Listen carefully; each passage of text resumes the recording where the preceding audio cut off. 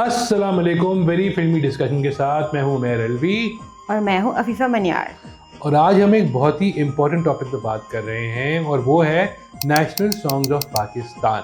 अब आप मुझे बताइए सबसे पुराना नेशनल सॉन्ग जो है पाकिस्तान का वो कौन सा है? जहाँ तक मुझे पता है वो था हमारा एक पुराना जिसमें हम ट्रेन की बात कर रहे थे एंड इट वाज आओ बच्चों सैर कराएं। जो सैर कराएं तुमको पाकिस्तान की। अगर कौन बने करोड़पति में सवाल आपके पास आता और जवाब ये देती ना तो आप कट जाती, इसलिए कि ये नहीं है। ये बेसिकली इंडियन फिल्म आई थी जागृति, ठीक है। उसको जो था उसमें एक एक्टर थे, उनका नाम था रतन कुमार। तो वो पाकिस्तान आ गए थे, तो पाकिस्तान आके उन्होंने बनाई थी बेदारी और सारी उस फिल्म के जो स्टोरी और गाने थे वो यहाँ उठा लिए थे। तो आओ बच्चों सैर करें तुमको हिंदुस्तान की था, सही है। और लाए हैं तूफान से किश्ती निकाल के, वो भी वहीं से था। और हमारा वर्जन तो क़ायद आज़म तेरा एहसान है एहसान, ये तीनों वहाँ से उठाए थे। तो ये नहीं थे। जो अगर कहा जाए ना कि पर्पस बिल्ट गाना कौन सा था, पर्पसली कंपोज्ड गाना, वो था 1962 की फिल्म आई थी जब से देखा है तुम्हें, सुहेल राना, हिम्मत से हर कदम उठाना तू है पाकिस्तान, अहमद रुश्दी। तो ये पहला था। और उसके बाद फिर सुहेल राना तो आपको पता ही है, जितने भी आपके गाने बने हैं मोस्टली सुहेल राना ने किए हैं, निसार बज़मी साहब ने किए हैं, खलील अहमद साहब ने किए हैं। और ये वो गाने हैं जो 1960s, 70s, 80s और 90s तक चलते हैं। और अभी भी जो है ये वो गोल्डन टाइम हम कह सकते हैं उसको ना। तो अब 60s और 70s से पहले आते हैं, ठीक है। ये वो गाने हैं जो आपको और मुझको पता है, हमारे बाद के आने वालों को भी पता है। उसकी वजह ये कि ये गाने बनाए ऐसे गए थे। तो अच्छा, सबसे पहले हम आते हैं गाना जो 19 अगर हम 60s के आए तो सोनी धरती।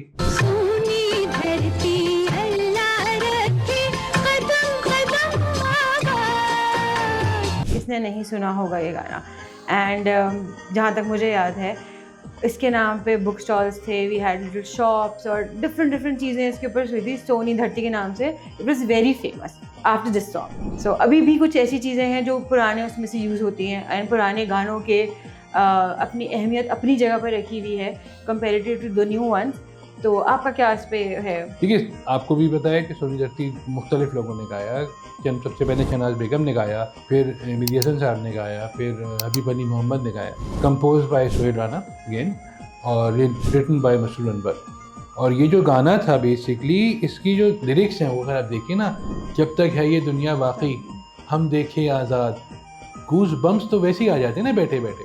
तो ये वो चीज़ें हैं ना जो हम पता नहीं अब के गानों में क्यों नहीं होती है। अब के गाने आते हैं, ये आप देखें, मैं 60 साल पुराने गाने की बात कर रहा हूँ, अभी भी याद है। अभी तो 60 दिन पुराना गाना भी जो आता है वो नहीं। तो हम एक गाना नया एक गाना पुराना करते हैं ताकि लोग बोर ना हो। अब नए गाने में आते हैं। अगर आपको याद होगा वाइटल साइंस, दिल दिल पाकिस्तान।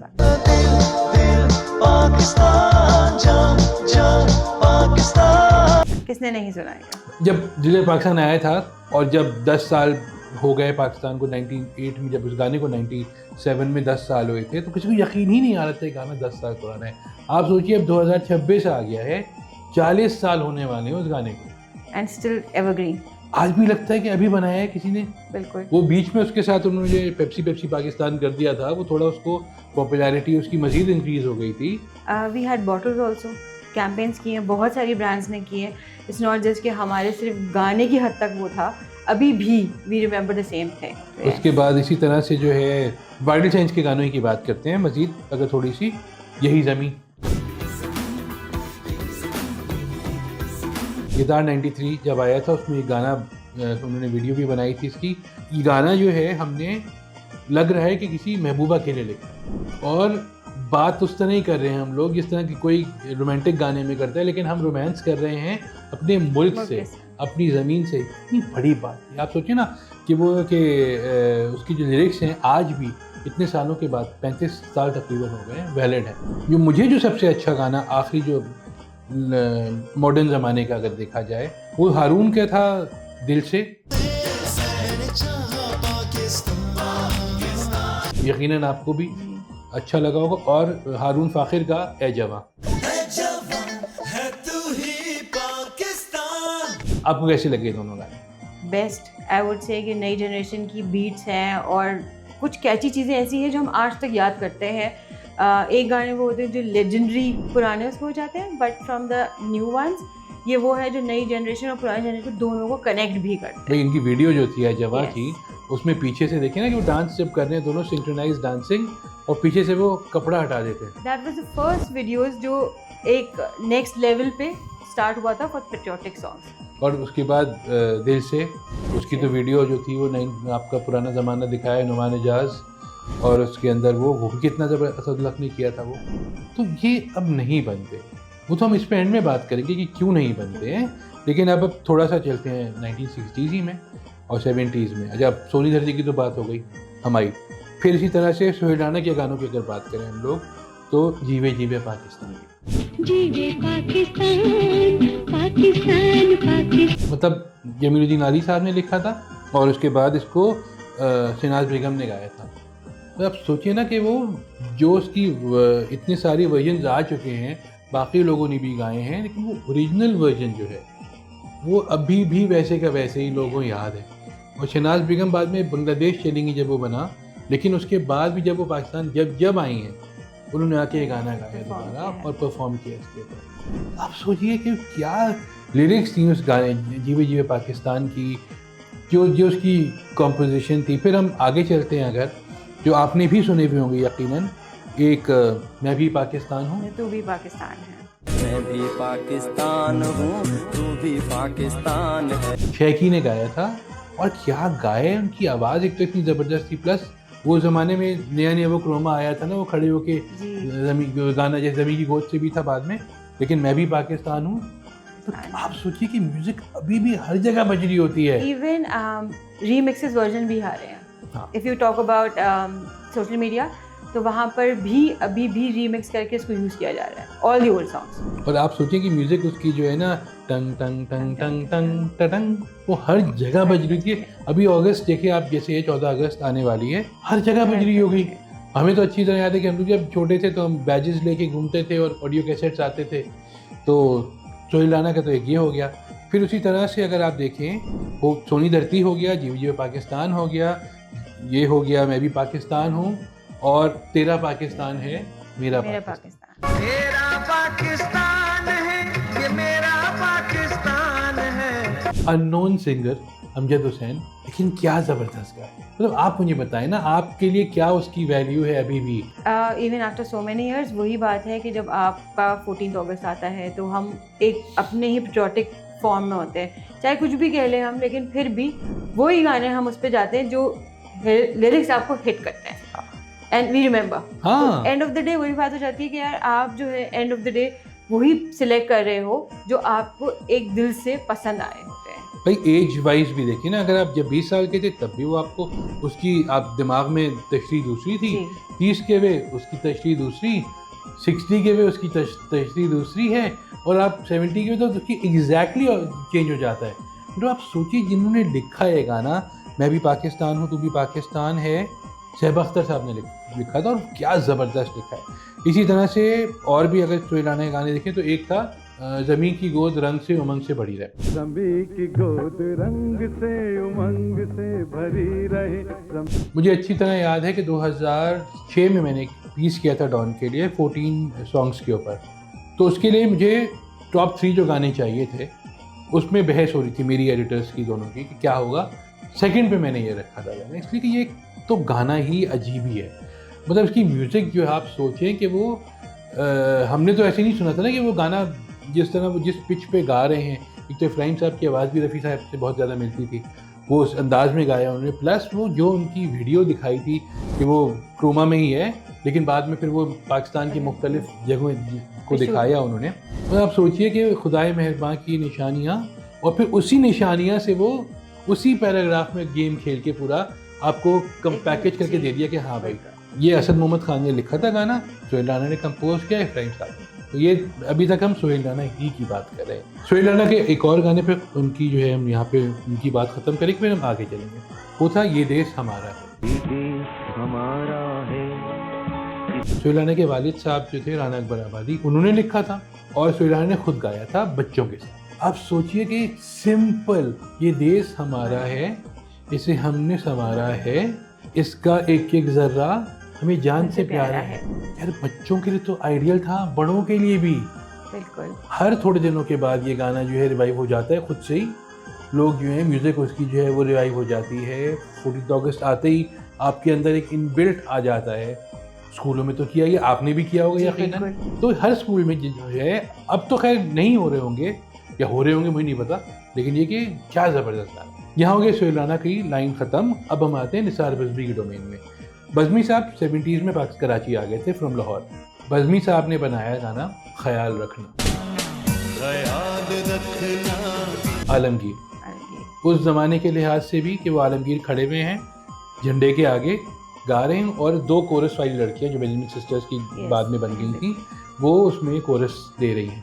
क्या और म्यूज़िक पर डिस्को पूरा ना डंग डंग करके जो डिस्को की म्यूज़िक होती है बेसिकली उस गाने में है। वो लिखा था ताहिर परवेज़ साहब ने, जिन्होंने बाद में तो मेरा ख्याल है कुछ नहीं लिखा, लेकिन बज़मी साहब ने क्या कंपोजिशन की, क्या गाना बनाया। आपको भी याद होगा यकीनन। बिल्कुल। उनका एक और गाना था, अब आप बताएं कौन सा। हम जिंदा कौम हैं, हम पाइंदा कौम हैं। एग्जैक्टली 6 सिंगर्स, 3 बेंजामिन सिस्टर्स, तहसीन जावेद, फातिमा जाफरी, अमजद हुसैन। 6 सिंगर्स को एक फ्रेम में खड़ा करके कमाल कर दिया। हमें तो 80s के जो गाने हैं वो आज क्या 40 साल के बाद भी वो गाने वैलिड हैं।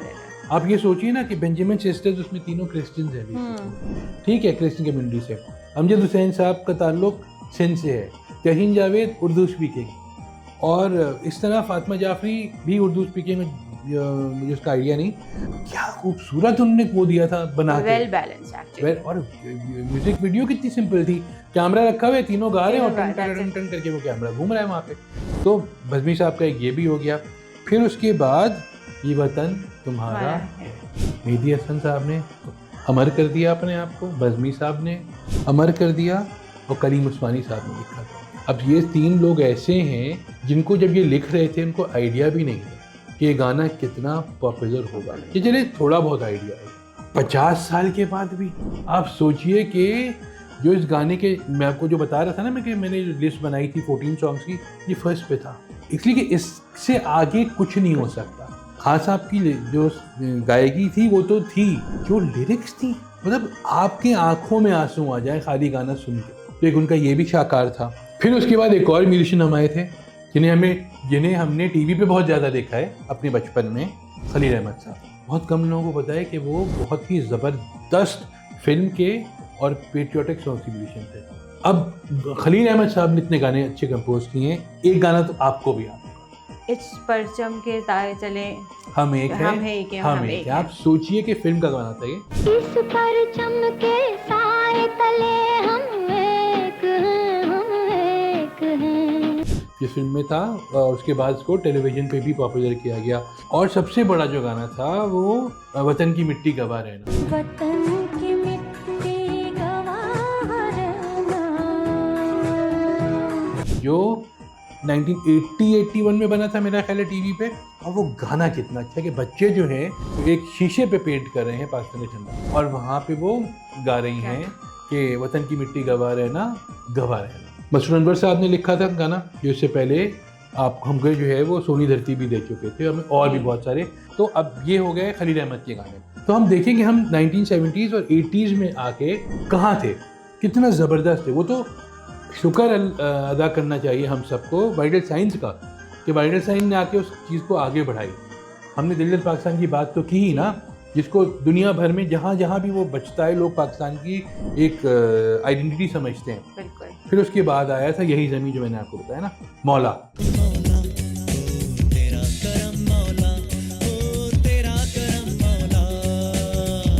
मौला was their last song together, 1998-99 में आया था। और क्या वीडियो थी कि 3 लोग चलते हुए आ रहे हैं और पूरा मोहल्ला जो है वो देख रहा है, खेल रहा है, बारिश हो रही है और वो गाना गा रहे हैं, और इन द एंड वो बस चलते हुए चले। बिलाल मकसूद ने डिलीट की थी वीडियो, और it was the last time कि ये तीनों जो हैं वो कोई म्यूजिक वीडियो में आए। फिर हम हैं पाकिस्तानी, हम तो जीतेंगे, हाँ जीतेंगे,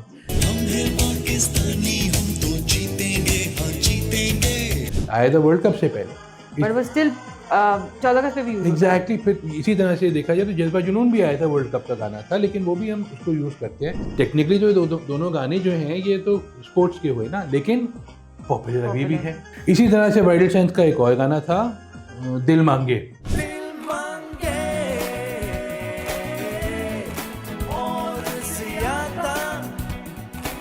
Pepsi again brand but still for Pakistan. अब ये दो थे दिल मांगे, एक तो था जो वाइल्ड साइंस ने किया था जी, दिल मांगे और ज़ियादा, ठीक है, और दूसरा था दिल मांगे मांगे जो जुनैद जमशेद ने किया था जब वो सोलो बन गया, सोलो आर्टिस्ट बन गया थे। दोनों गाने वो हसन अकबर कमाल ने लिखा था और मेरा ख्याल है शानी ने इसको कंपोज किया था।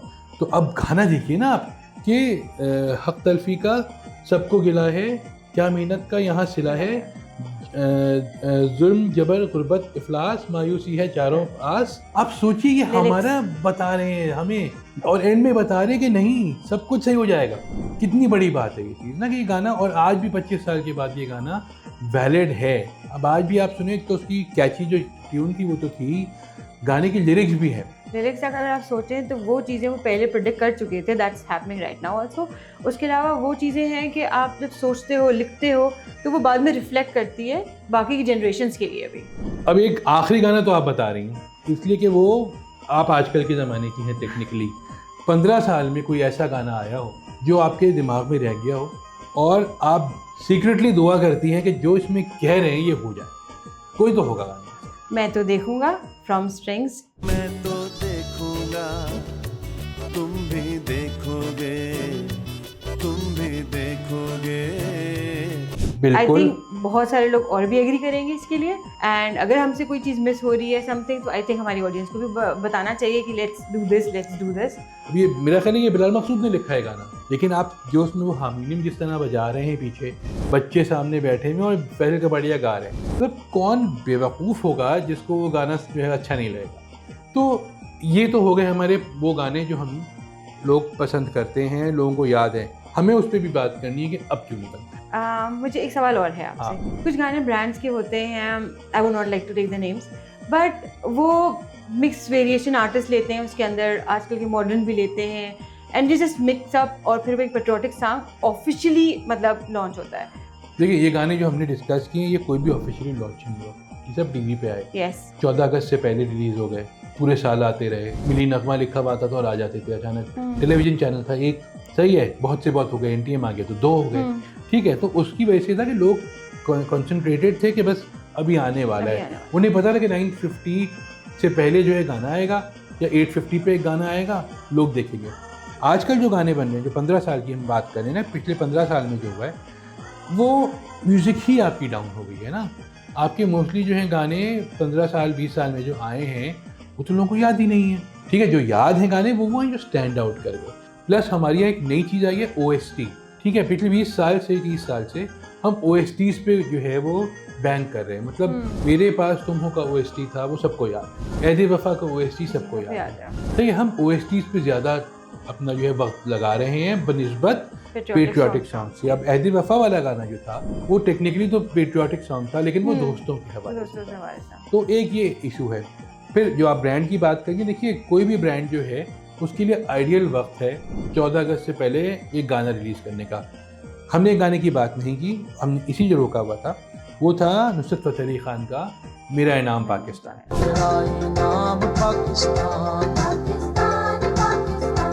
मेरा नाम पाकिस्तान वो ब्रांडेड सॉन्ग, MCB ने जो है उसको वो किया था, स्पॉन्सर किया था। लेकिन नुसरत फ़तेह अली खान इस गाने के लिए स्पेशली जमीलुद्दीन आली के पास गए, जो राजू जमील ने बताया उनके बेटे ने, कि वो गए और कहा कि मुझे कोई आप दीजिए नेशनल सॉन्ग जो मैं गाऊँ, इसलिए कि मैं चाहता हूँ कि मैं अपने जो है जाते जाते एक नेशनल सॉन्ग भी मेरे पास होना, क्योंकि नहीं था उनके पास। किसी को क्या खबर थी कि उनका इंतकाल हो जाएगा 2-3 साल में, लेकिन उनको बैक ऑफ द माइंड तो यही था ना कि मैंने नेशनल सॉन्ग नहीं गाए, मैंने फिल्मी गाने गाए हैं या मैंने कवालियाँ गाई। तो मेरा इनाम पाकिस्तान जो गाना था, जो इनिशियली अहमद रिजी साहब ने गाया था और नियाज़ अहमद ही ने कंपोज किया था, वो गाना अली साहब ने उनको दिया और फिर क्या ज़बरदस्त बनाया उन्होंने उसका। मेरा इनाम पाकिस्तान पाकिस्तान पाकिस्तान सबको याद है। वो उस ज़माने में जब आया है तो उस ज़माने में वीडियोस की जो थी वो भी बहुत ही नई किस्म की थी, कि वो आपका जो है वो डिजिटल कंप्यूटर्स भी दिखा रहे हैं, कैमरा ग्राफिक्स दिखा रहे हैं पहली बार, जो हमारे नहीं होता था उम्मन।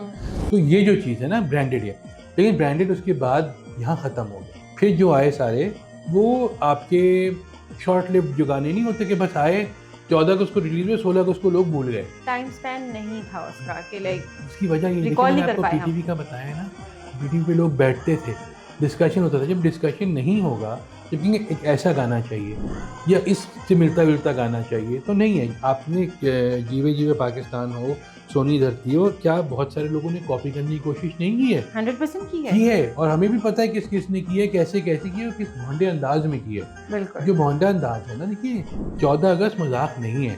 14 अगस्त साल में एक ही दफ़ा आता है, और हमारा जो पेट्रियटिज्म लेवल है सबका, वो 14 अगस्त को एट द टॉप होता है। एट द टॉप होता है। एग्जैक्टली। तो आप उस वक्त गाना आए, पुराना गाना रिक्रिएट करें, वो भी सही है। बहुत सारे लोगों ने किया, सीक्वेंसेस ने किया था ख्याल रखना को, लेकिन ओरिजिनल सबको याद है ना। बाद में तहीन जावेद साहब ने भी ख्याल रखना दोबारा गाया था, जी, लेकिन सबको आलमगीर वाला याद है। आलमगीर के बाकी सारे भी लोग जो गाने, सारे शेखी साहब के गाने, वो सबको याद है। वजह यही है कि वो उनके पीछे इतनी मेहनत लगती थी। वो 10 मिनट में नहीं बनाते थे गाना, वो 10 दिन में बनाते थे गाना। यहाँ अब जो हालात हैं वो तो यही है ना कि भाई लिरिक्स भी बस डाल दो जैसी तैसी है कि भाई पाकिस्तान है तो हरा एआई दो। से एडिट करा लें। वो अब तो एआई ह्यूमन फैक्टर्स में नहीं वो नजर गलत है, लेकिन आता। वो नहीं होना चाहिए। इमोशंस नजर नहीं आते। इमोशंस नहीं है ना। देखिए बहुत सारे गाने ऐसे हैं जैसे हमने जो इसमें शामिल नहीं किए होंगे यकीनन, उसकी वजह यही है कि वो या तो वो बहुत ज़्यादा स्लो थे या वो बहुत ज़्यादा किसी स्पेसिफिक टाइम के लिए बनाए गए थे। लेकिन ये जो गाने सारे हैं ना, जिसने ये सुने हुए हैं वो तो एग्री करेगा। बिल्कुल जिसने नहीं सुने वो यूट्यूब पे जाके सुन सकता है। बिल्कुल। तो मेरा तो ख्याल है कि लोगों को जो है सुनने चाहिए गाने। अगस्त में तो वैसे ही सुनने चाहिए, अगस्त के बाद भी सुनने चाहिए। अब हम कंक्लूड करेंगे। उमैर भाई thank you very much. And हम अपने ऑडियंस से भी कहेंगे कि कुछ गाने होंगे, हो सकता है हमने मिस कर दिया हो, या हो सकता है वो हमारी उसमें हो कि भाई ये अच्छा था और वो अच्छा था। वी वुड लाइक व्यूअर्स कि हमें बताएं और कौन से गाने होने चाहिए थे, या आपका कौन सा फेवरेट गाना है। उसके अलावा अगर आप कुछ और भी देखना चाहते हैं, आप बिल्कुल हमें कमेंट करके बताएं, तो we will get back to you with that. Thank you.